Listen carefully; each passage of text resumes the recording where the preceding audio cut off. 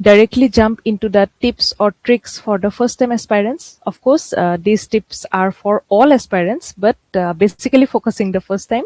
So we have almost 3 months for the exam. The UGC NET July session, that is going to be on July, and we have almost 3 months, that is 90 days. So within 90 days, how you can prepare for paper 1 for this exam. So first you need to focus on the syllabus. We have made a detailed video of the UGC NET paper 1 syllabus. You go through that, and I have discussed every aspects, every sub points or subtopics or most important topics from the syllabus. So you go through that, and you read the syllabus thoroughly so that you have a clear basic understanding of the syllabus.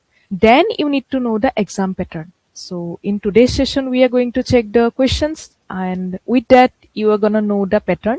And of course, it is very similar to SLAT, but the depth of the question is like 2 steps further in terms of level of the question. I mean, in very easy sense, I can say that the paper 1's questions, they may be a bit more tough than the SLAT exam. Okay, so we need to prepare based on that level.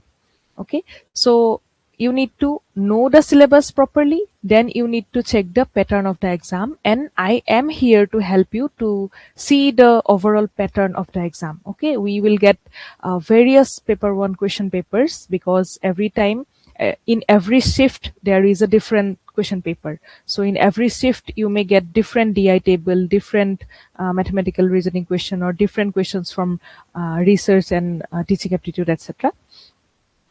So we are going to focus on that. And to all the students who are preparing for these exams, so I just want to say that do not ignore paper 1. This is my personal experience, because I ignored paper 1 and I need to sit for various attempts. Actually, if you ignore paper 1, you need to give more attempts. If you focus on paper 1 equally, the chance of getting cleared this exam is more. Okay, so you cannot ignore paper 1. You have to have a good base of paper 1. I always say go for almost 35 to 40 correct questions every time. Whenever I used to say something about paper 1, you need to do 35 to 40 correct questions. It means you will get for every correct question you will get 2 marks. So the base will be a strong one. Okay, it means if you got 80 marks for paper 1, it will be a strong base, and it will help the paper 2. And next is previous year question papers. So previous year question papers or PYQs are kind of gold. They are really important. If you practice almost 5 to 10 years of PYQs, that will give you a good base, and it will help you to clear the exam very easily. Next is you need to limit your resources.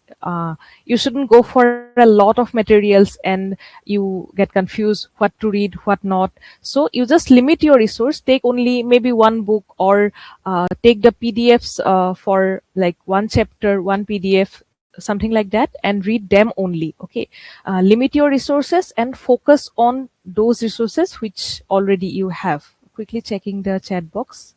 Okay, no problem.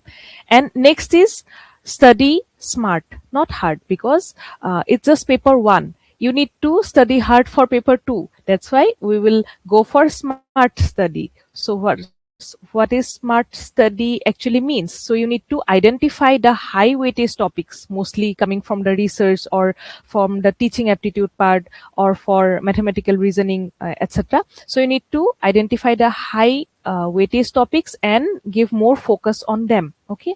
Next is time management and mock test, because the exam is going to be on computer. It's a CBT one, computer based test. So the time management is most important. You cannot waste so much minutes on a single question. Okay, so that is important.